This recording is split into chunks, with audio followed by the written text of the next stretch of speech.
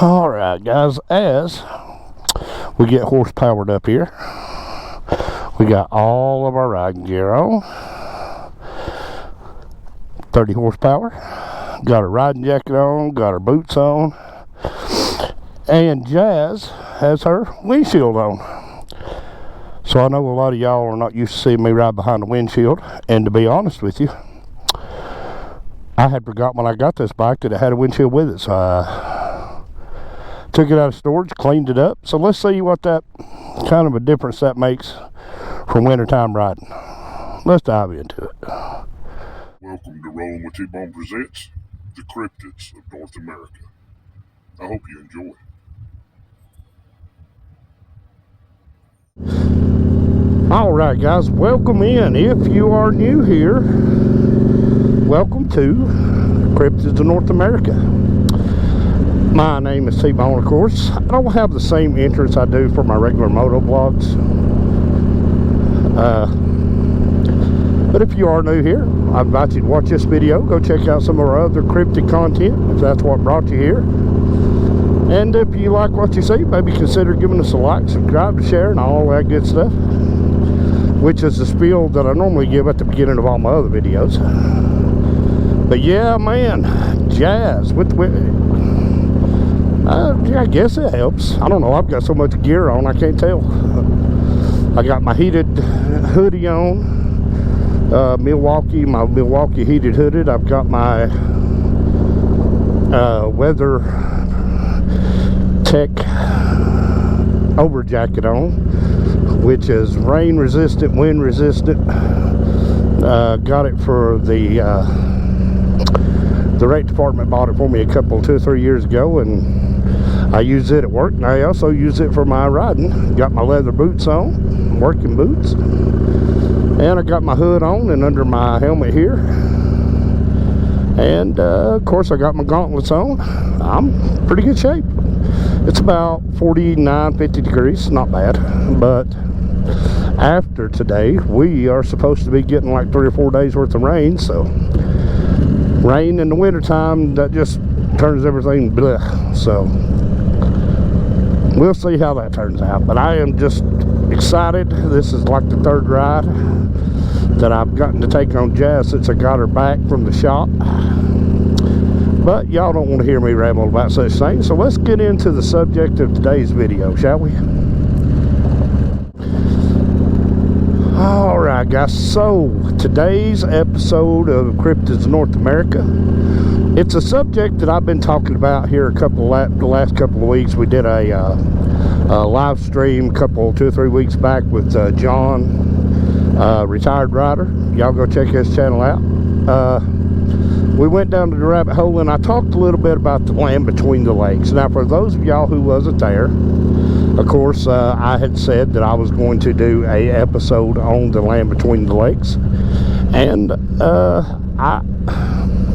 to be honest with you guys, full transparency, I am still actually researching the land between the lakes. I have found a lot of fascinating stuff about that. So this episode might not be the only episode where I visit the subject of the land between the lakes, but this episode will basically be me introducing you guys to the land between the lakes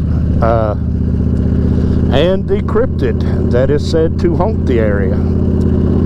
So in the 1960s, pre-1960s, the area that I'm talking about was actually known as the land between the rivers.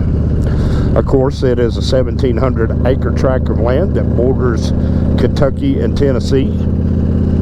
And it's always been alive with speculation. Now,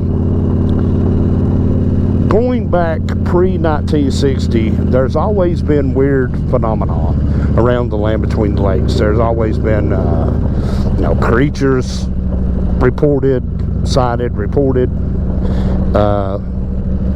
but it wasn't until the 1960s when the Tennessee Valley Authority, TVA, took over the area, and what they did was they dammed up both of the rivers and formed lakes, and then the property became known as the Land Between the Lakes.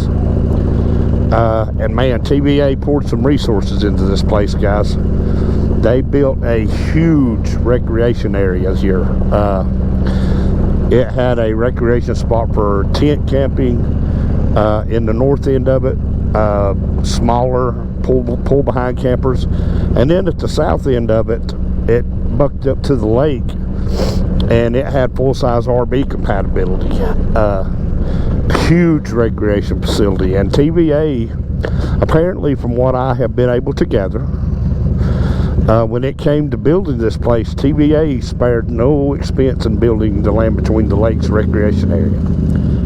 Now that we have talked about all that, the running hypotenuse is that in damming up the rivers, forming the lakes, the running theory is that they awoke a creature that inhabited the area. Now, the cryptid that is supposed to inhabit the Land Between the Lakes, of course, is the Dogman. Dogman being a newer term, but back in those times, he would have been known as either a werewolf or a skinwalker. Now, the leading ideal is that the Dogman, this creature, cryptid that's in the Land Between the Lakes, is in fact a shapeshifter, a skinwalker. And you can get online, and which we will as we go throughout this series. There is a ton of lore on werewolves, skinwalkers, dogmen, and this is not a theory that has just popped up in the 20th century in this country. You could trace dogmen such as werewolves, etc. Guys, this stuff's got hundreds and hundreds of years of lore that goes with it, all the way back to, I mean, ancient times. So the Native Americans, of course, in their hieroglyphics, they have been reporting dogmen, and some have even reported them being the elders of their tribes, shaman, medicine men, who were able to shape-shift into different animals. Of course, the dog being, the wolf being one of the animals that they were believed to have the ability to shape-shift into. So, in the 70s, the reports kept coming in, and mainly it was people on the boats out on the lakes would report seeing creatures, this creature, and I believe, and my research has led me to believe there's more than one, but they would report that they see this creature standing on the lake shore, on the banks of the lake. Of course, he's always reported to be between 6 and 7 foot tall, to be standing upright like a man, but to have the head of a wolf and be predominantly the color that is reported is it's all black fur. In some instances, in different stories, you will hear of red ones, brown ones, even white ones, but these that have been reported between the land at the LBL, Land Between the Lakes, is predominantly the black fur ones. So that's kind of what I'll just go with here. But it's my working theory, and just the bits and pieces that I put together from different documentaries, different people going out and doing research in the field. I think that when the TVA dammed up those two rivers, they woke it up. I think it might have even been a creature that was dormant for years, you know, coming out of hibernation every once in a while, being seen from time to time. But I think once the construction picked up around the building of the two dams that formed the two lakes, I think that's when this thing really came to life, or when they really came to life. Because the Dogman is one of those cryptids that just like the chupacabra, having his lore, connected to Dracula. The werewolf has a similar story, being connected to Dracula. The old lore tells that a werewolf is actually the only thing that can kill Dracula. So there's myth and then there's reality, and what we find out most of the time in myth is that these stories are based in part in some kind of reality. So that's kind of what I have found to be very true about the Dogmen. Now, there are some other theories that have been put forward that they are government experiments, that it was a cross, that they are hybrids, cross between wolves and humans. Who knows? Is that a possibility? We know that the government years ago, with their RED program, the CIA, giving people LSD, running experiments on them. We know that the government is into some pretty shady stuff sometimes,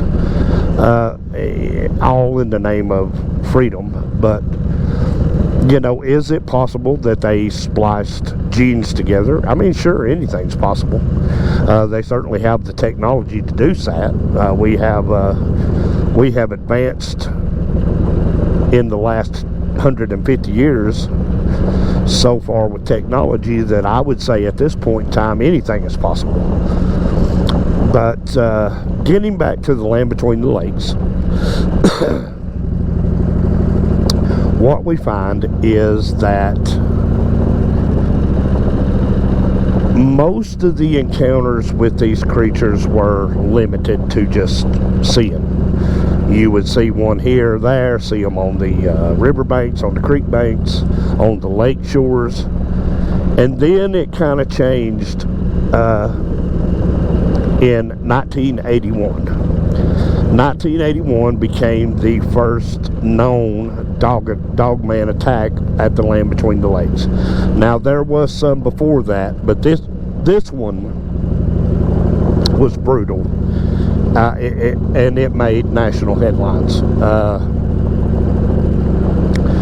So what had happened, 1981, this family, it was either 81 or 82. I'll put the proper date up on the screen here. I'm almost 100% certain it was 1981. But this family had came into the recreation facility at the Land Between the Lakes with their RV. And as it was a father, mother, daughter, and a son, a 4-person family.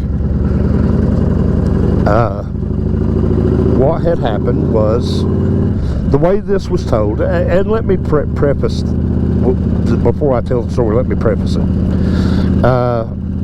The information that came out on this attack was second witness information, meaning that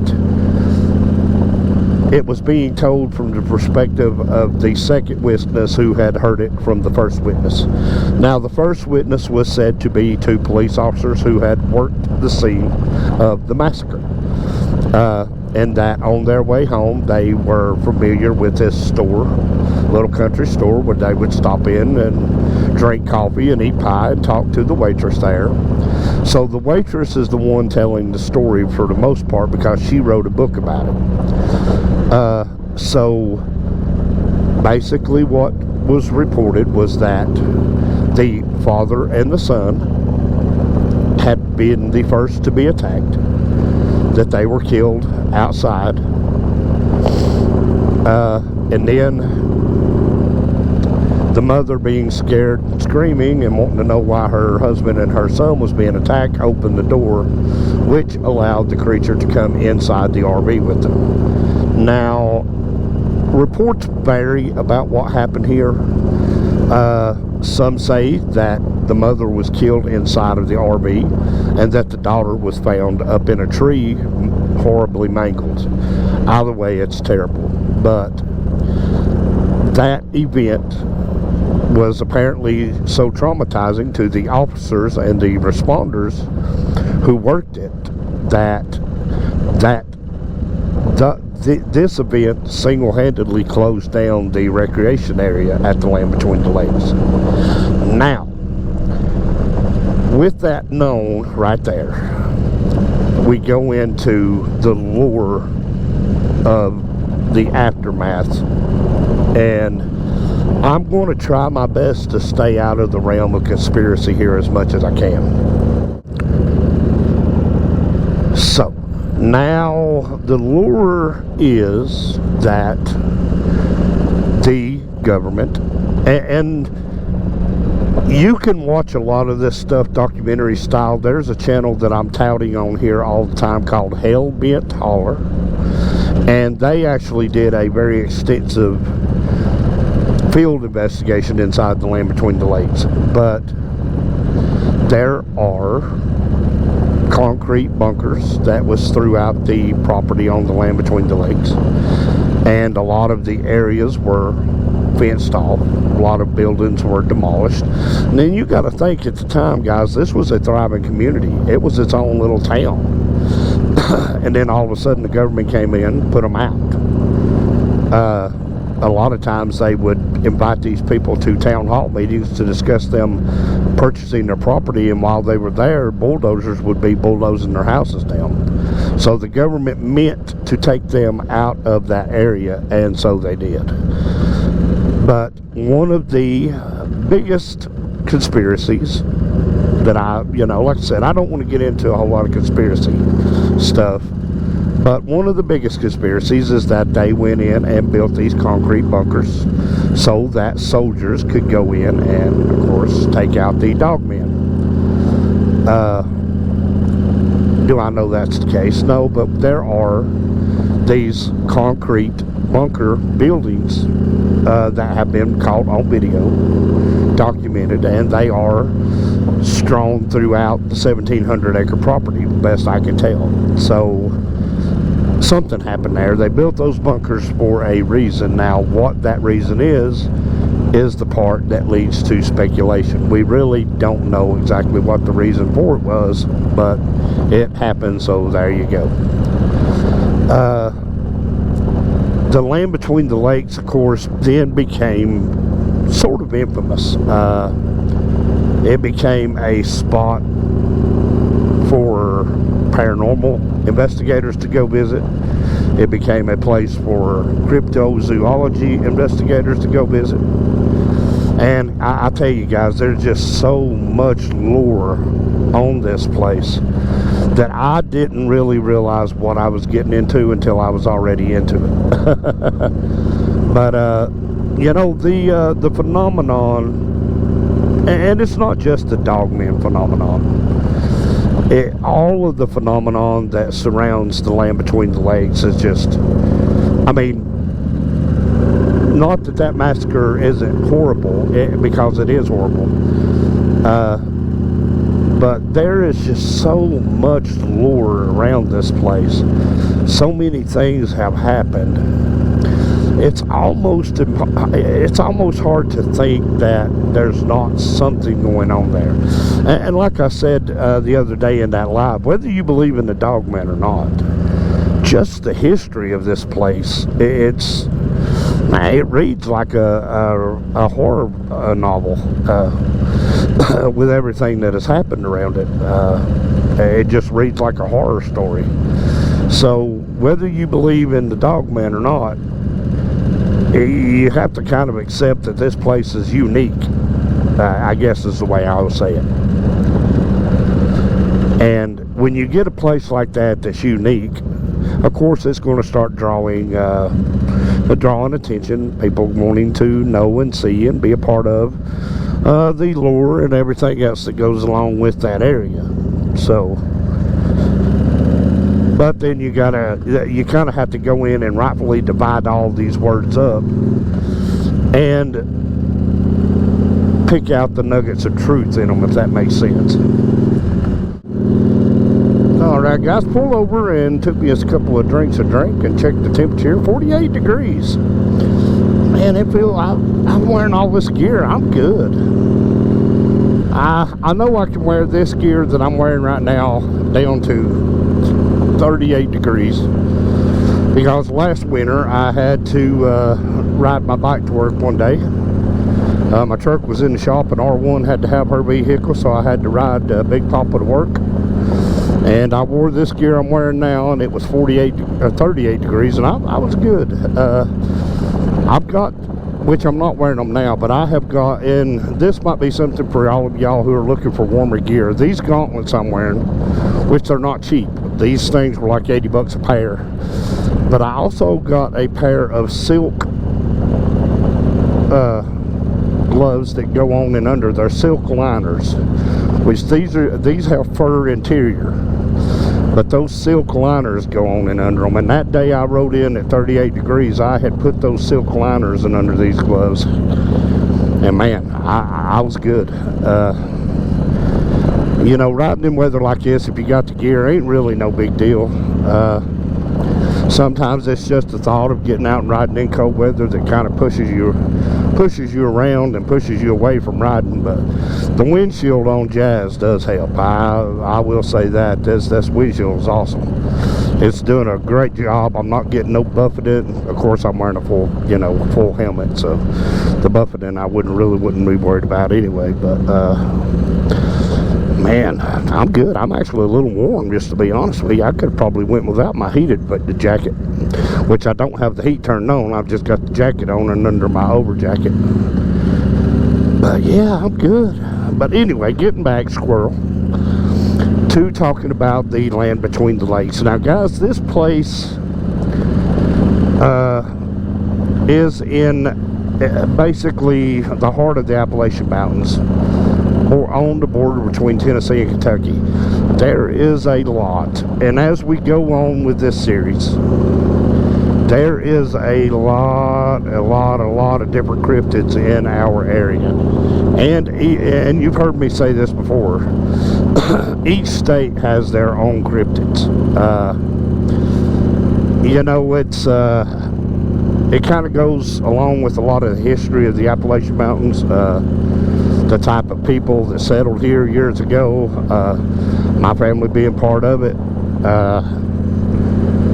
When you come from Ireland and England and these other countries, and you tie your lore in with the local Native American lore, you get some pretty interesting cryptids.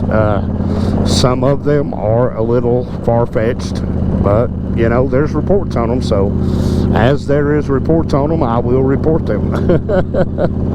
But the land between the lakes now, the only research that I have been doing on the land between the lakes, in all of the research I have found,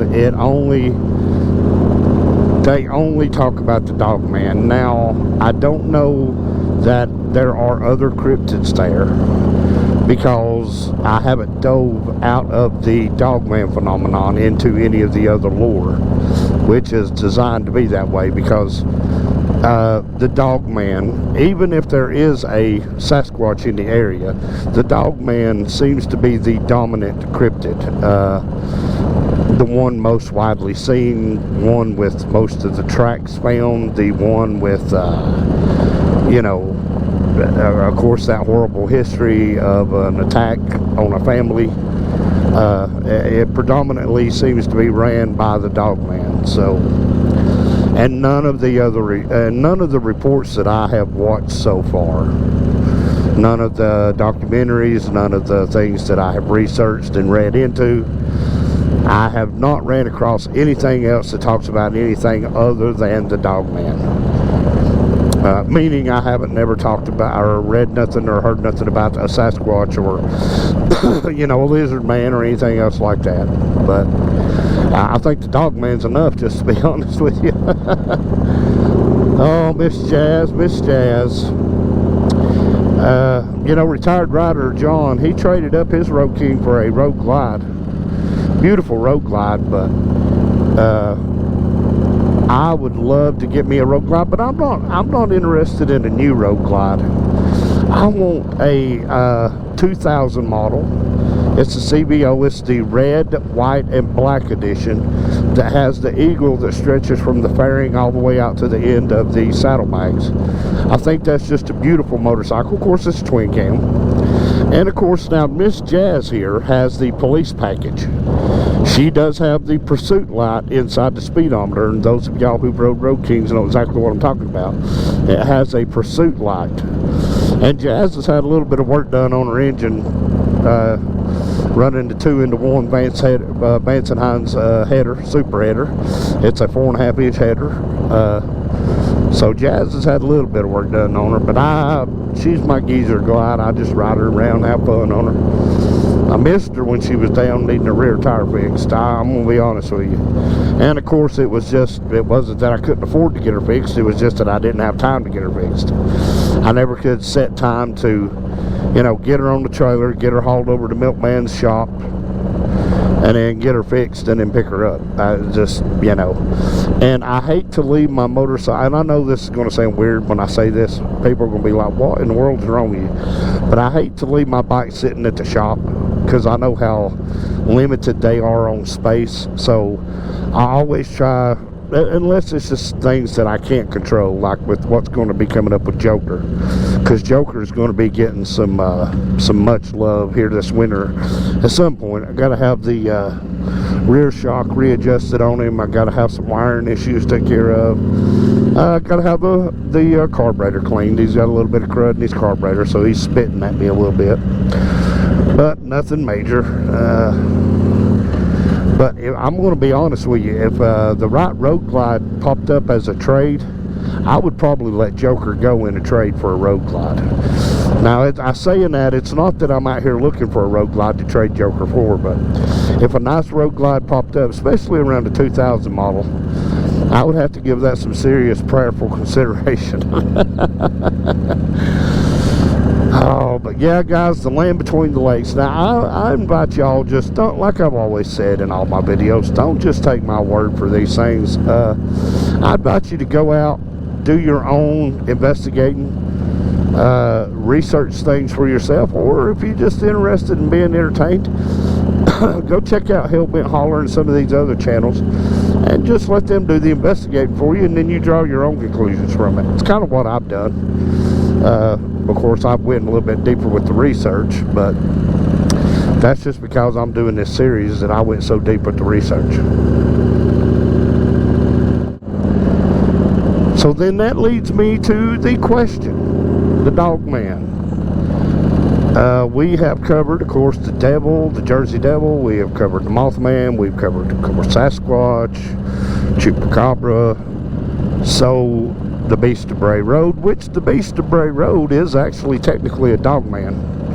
All right, buddy, don't you do it. I see you. But my hit on the Dog Man. Could the Dog Man really exist?